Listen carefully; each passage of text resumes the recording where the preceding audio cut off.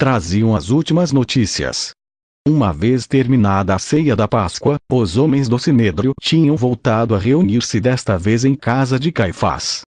Segundo o ancião, o único tema discutido foi a profecia feita por Jesus de ressuscitar ao terceiro dia.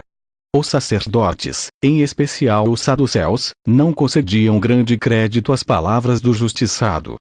Mas os intriguistas membros do Sinédrio consideraram que o mais prudente seria vigiar o sepulcro. Segundo afirmaram, prosseguiu José, podia dar-se o caso de os amigos e crentes em Jesus roubarem o cadáver, propagando depois a mentira da sua ressurreição. Com o fim de abortar qualquer tentativa de roubo, o sumo sacerdote nomeou uma comissão, encarregada de visitar o procurador romano à primeira hora da manhã de sábado. Pois bem, aquele grupo de sacerdotes acabava de se encontrar com Pilatos. Avisado por um dos seus confidentes, José apressara-se a ir ao templo. Ali, depois de não poucas troças e ferinas insinuações por parte desta comissão, conhecedora da sua ligação ao Nazareno, o proprietário do jardim onde o mestre fora sepultado, conheceu finalmente os pormenores da conversa entre os sacerdotes e Pilatos. Senhor, disseram os juízes ao governador, recordamos-te que Jesus de Nazaré, esse falsário, disse em vida: passados 3 dias ressuscitarei. Por conseguinte, apresentamo-nos perante ti para te rogar que diz as instruções necessárias para que o sepulcro seja devidamente protegido contra os seus discípulos, enquanto não se passarem estes 3 dias. Tememos que os seus fiéis tentem roubar o corpo durante a noite, a seguir, proclamem ao povo que ressuscitou de entre os mortos. Se o consentíssemos, seria um erro maior do que se o tivéssemos deixado com vida.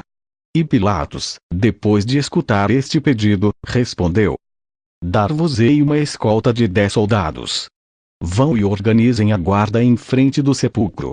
Prosseguiu José de Arimateia. Aquela escolta romana e mais 10 levitas, recrutados numa das sessões semanais do templo, encontram-se na frente do sepulcro, tal como pude verificar antes de vos vir procurar. Aquelas bestas hipócritas, que rodeiam e adulam Caifás, não tiveram um menor escrúpulo em violar o sagrado sábado e invadiram a minha propriedade. Quando tentei descer a cripta, alguns dos guardas do santuário cortaram-me o caminho, obrigando-me a sair do jardim. É indigno. Um extenso relatório do major sobre esta apaixonante conversa com a mãe de Jesus de Nazaré, em que aparecem uma infinidade de dados novos e fascinantes sobre a infância, juventude e maturidade do Galileu, foi retirado do diário e incluído, devido à sua extensão, no próximo volume. Lamento, sinceramente, deixar o leitor com água na boca. Nota de JJB. Então, insinuei, ninguém pode aproximar-se do sepulcro. Ninguém, a não ser a guarnição de Antônia ou o corpo de levitas. Os selvagens retiraram até lousa que tapava o poço do hortelão, encostando a rocha que fecha a câmara sepulcral. Depois, colocaram o selo de Pilatos, para que ninguém as possa remover. A notícia deixou-me francamente preocupado. Precisamente, os últimos minutos da minha missão deviam decorrer o mais perto possível do sepulcro. Cavalo de Troia tinha especial interesse, como é natural, em averiguar se a ressurreição do mestre da Galileia fora ou não uma realidade objetiva ou, pelo contrário, uma lenda. Como podia levar a cabo a minha observação se o caminho para o sepulcro estava impedido pelas 20 sentinelas? Ainda me restavam muitas horas e preferi não me atormentar com tal dilema. De alguma coisa me lembraria, a mudança de tema na conversa de José ajudou-me a esquecer temporariamente o assunto. Com grande surpresa minha, uma das grandes preocupações do ancião era compor o epitáfio que devia ser gravado na fachada rochosa do sepulcro, onde repousava o corpo do mestre. José trazia, até, algumas frases escritas que deu lendo a Jude e a João. Em atitude grave, os 3 homens discutiram quanto ao possível texto, chegando à conclusão de que a última era talvez a mais adequada. Pedi a João que me deixasse ver o pedaço de pergaminho. Em aramaico, li o seguinte: este é Jesus, o Messias. Não há aqui ouro nem prata, mas sim os seus ossos. Maldito seja o homem que o abra. Eu sabia que o saque de túmulos estava na ordem do dia em Israel, mas não podia aceitar a falta de fé daqueles íntimos de Jesus de Nazaré que não hesitavam em qualificar o Galileu como Messias, renunciando por completo à ideia da sua ressurreição. Era tão triste quanto anacrônico. Uma vez decidido o epitáfio, José mostrou a frase escolhida à mãe de Jesus. Mas Maria negou-se a lê-la. E pondo os olhos em cada um dos presentes, censurou-lhes a falta de confiança com um comentário lapidar. O Messias escreverá o seu epitáfio com uma só palavra: ressuscitou. Um pesado silêncio caiu sobre todos durante alguns minutos. José de Arimateia moveu a cabeça negativamente e Jude e João limitaram-se a baixar o rosto, manifestando assim as suas dúvidas. Mas a senhora não insistiu. Novamente se encostou à parede e semicerrou os olhos. José de Arimateia rompeu a embaraçosa situação, tentando convencer-nos e convencer-se de que não devíamos acalentar falsas ilusões. José de Arimateia comentou. A notícia da promessa da sua ressurreição acabou por invadir as ruas e Jerusalém inteira fala do caso. Se o mestre não cumpre o que prometeu, em que situação ficarão os seus discípulos e ele próprio? Infelizmente, aquela atitude, própria de um homem inteligente e com um grande bom senso, era compartilhada pela quase totalidade dos apóstolos, escondidos desde a noite de quinta-feira em diferentes casas de Jerusalém e Betânia, mortos de medo e sem a menor esperança quanto ao seu futuro.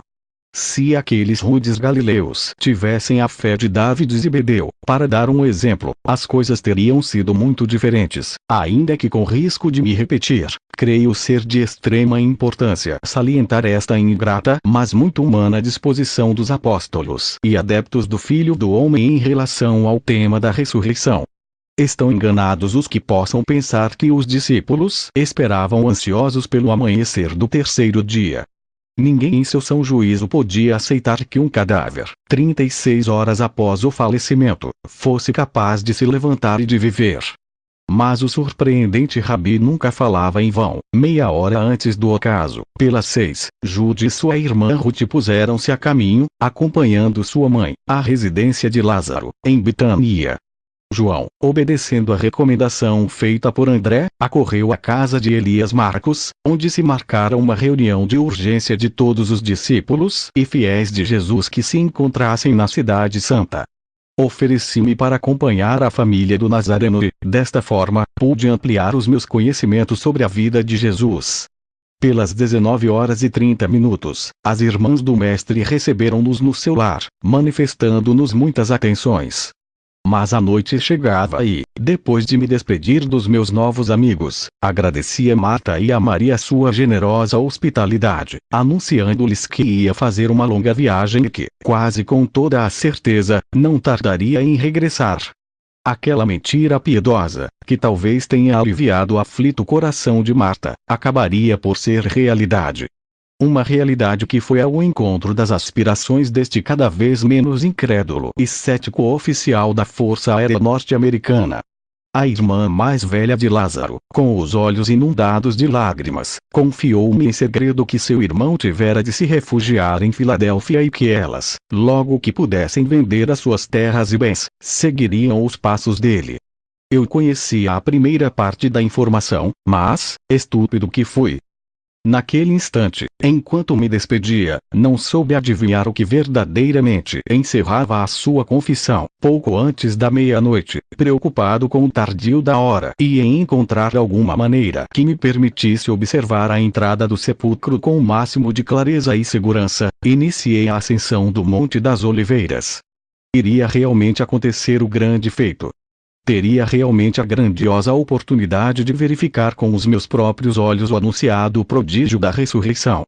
9 de abril, domingo, pela 1 da madrugada, sem ar nos pulmões e escorrendo suor por todo o corpo, avistei por fim a cerca de madeira da herdade de José de Arimateia. Tudo se encontrava em silêncio. Solitário. Caminhei nervosamente para cima e para baixo da cerca, pensando em alguma maneira que me conduzisse são e salvo ao interior do jardim. Mas o cérebro, com toda aquela pressa, negava-se a trabalhar. Eliseu, a minha passagem pelo cume do Monte das Oliveiras, tinha me recordado a imperiosa necessidade de contar com a minha presença antes das 5 horas. Os preparativos para o regresso exigiam um mínimo de verificações e a definitiva regularização do computador. Penso que lhe prometi voltar muito antes daquela hora. Não me lembro bem. A excitação ia tomando conta de mim, à medida que corria ladeira abaixo, em direção à zona norte da cidade. Agora, com a missão quase concluída, sentia-me incapaz de coroar com êxito que, sem dúvida, podia ser a fase decisiva de todo o projeto. Inspirei profundamente, sem mais demoras, saltei para dentro da propriedade. Podia ter aberto a cancela, mas pensei melhor. Os gonzos ferrugentos podiam denunciar-me. Uma vez entre as árvores frutíferas permaneci uns minutos agachado, atento ao menor ruído. Tudo continuava calmo. E, a mim mesmo encorajando, arrastei-me pelo seco terreno argiloso, apoiando-me, a cada lanço, nos antebraços e cotovelos. Tinha saltado à esquerda da porta, com uma intenção: tentar alcançar a parte posterior da casinha do hortelão. Uma vez lá, se os guardas não me descobrissem muito antes, logo se veria. Fui fazendo pequenas pausas, escondendo-me atrás dos fracos troncos das árvores de fruto e tentando penetrar no pequeno bosque com os olhos. A lua, praticamente cheia, irradiava uma claridade que, aqueles decisivos minutos, podia trair-me. Uns metros mais, disse para comigo, estou quase conseguindo. Arquejando com a túnica avermelhada pelo barro, escondi-me, por fim, atrás do muro de pedra do poço, situado a uma dezena de passos da casa do jardineiro.